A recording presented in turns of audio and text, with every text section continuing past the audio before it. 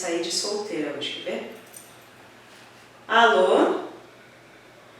Oi, Bia! Eu tô, e você? Que manda? Em maio? Não sei, amiga, não sei se eu tenho alguma coisa pra maio, acho que não. Dia 14 de maio? Não sei, amiga, mas por quê? Você vai casar? Vai casar com quem? O Clóvis? Não, achei ótimo, Clóvis. Não tinha pessoa melhor pra você casar. Não, amiga, eu tô muito feliz por você, claro. Tá, a gente marca um dia pra você me encontrar, entregar esse convite de casamento. Tô muito feliz, viu?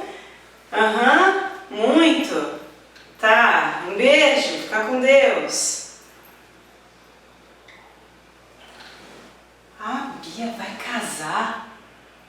Antes de mim?